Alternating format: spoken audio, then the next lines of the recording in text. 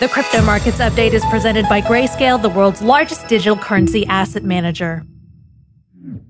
Time for a live look at Bitcoin. The CoinDesk Bitcoin price XBX index is currently at 40,300 or so. Bitcoin is slightly down about 0.3%, and the CoinDesk Ether price ETX index trading at 25.90. ETH is up about 4% over the past 24 hours. And joining us now to discuss the crypto markets is Mannik Dhillon, president of Victory Shares and Solutions at Victory Capital, a global asset manager with over 160 billion assets under management. Welcome, Mannik, to the show.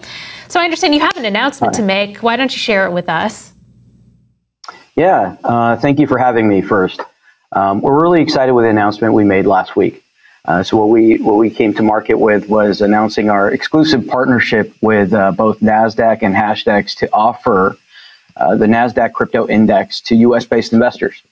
It's really exciting because right now there's a lot of interest in cryptocurrencies in large, and there's a lot of conversations around single coins. However, we saw there is a tremendous need for beta, for folks that want to have exposure to digital assets, but want it in a diversified way.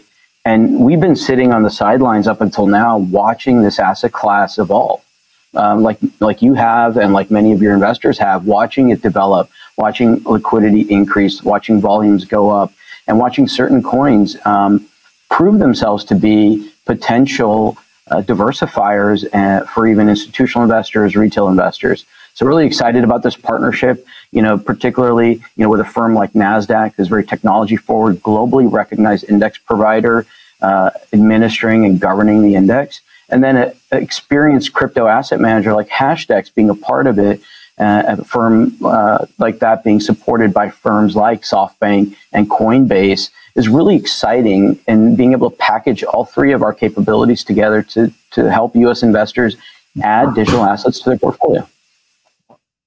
Mannik, you're coming into this in a very kind of a weird time for crypto at the moment. Prices are down from their highs, and there's a discussion as to whether or not the inflation trade or reflation trade is kind of over. We've already gone up 4x since October. Says Bitcoin and other crypto, have they gone as far as they can go, at least for the time being, over the next few months? So for us, we never approach anything, especially from a product perspective or investment perspective, tactically. We're always looking at it strategically. And if you zoom out on those charts, right, you can see that evolution that I talked about. And as that happens, whether, Bitcoin is at 60 or Bitcoin's at 40, over time, these different coins will emerge and be able to provide, that exposure to this asset class. So we don't spend a lot of time talking to clients about specific entry points in the market. I mean, frankly, if you say Bitcoin has pulled back in the last couple of months, that's not necessarily a bad thing to start an allocation in a diversified way, in my opinion. But, it's a long-term view on the emergence of this asset class. One of the things we've been talking about a lot on this show is kind of the meme-based crypto economy, in the sense that you have like Elon Musk and his tweets are kind of driving prices up and down. And then you have these like really big events like what happened in El Salvador, not actually having that big an impact on the market. Some critics will say this is a sign of a lack of maturity in crypto markets. I'm curious what you think about this phenomenon where you kind of have the Elon Musk phenomenon and just all these other sort of meme-based price movements. No, that's a great question. I think one of the things that's important, and this is one of the advantages we feel of partnering with a firm like NASDAQ, with the NASDAQ Crypto Index, is there's a lot of process and rigor that they put into place to make sure certain coins are included and certain coins are not. So they have a process to vet the inclusion of coins at every rebalance. So that's first and foremost an important aspect of providing exposure to the asset class without necessarily having investors need to worry about those quote unquote meme coins and what, whether what are your thoughts on Doge then? Because Doge is one of the most popular cryptocurrency. And so would that be considered in your basket of cryptocurrencies? So today it's not in the index. And so I don't want to comment on what NASDAQ may or may not include at a future rebalance. That's up to them. But today there are 8 coins and Doge is not one of them. But I will say once Doge meets the criteria that they've set out and they feel it's appropriate to include in the index, it can be included if it's the right thing to do. Now, I think that's the important thing about the design of the index, which is really interesting. It's dynamic. So it's not limited to, for example, just the largest 10 or a certain handpicked basket. Coins are not capped at certain weights. They're market cap weighted.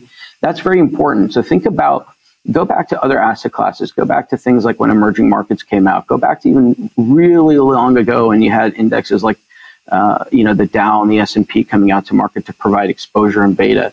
That's what they've built.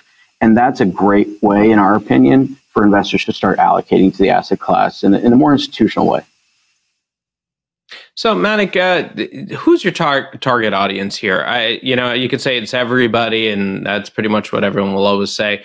But realistically, is it the retail client, or is it for instance, some of these treasurers who are looking at crypto as a potential inflation hedge, some of the more cowboyish of the lot, rather than buying Bitcoin directly? Are you trying to market this to them as a way for them to put some of their assets in something that's kind of liquid?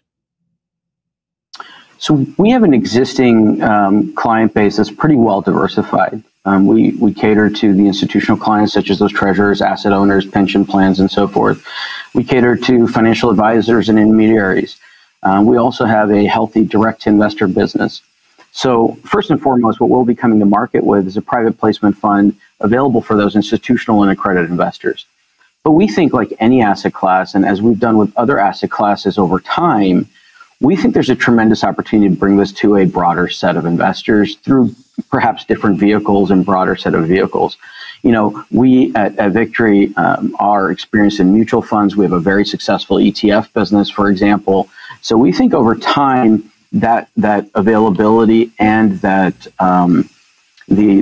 access will expand. Mannik, we just have to wrap, but I am curious, since you're a 160 billion asset manager, at least Victory Capital is, what kind of allocation are you advising for your clients? And 30 seconds, we got to wrap. Sure. We look for them to size and scale it appropriately. It's like other new asset classes. It's going to start small and build. Fair enough. A percentage, though, are you throwing out there? Well, it's not specific. So I think most clients that we've talked to are looking at anywhere from 2, 3, or 4%, something like that.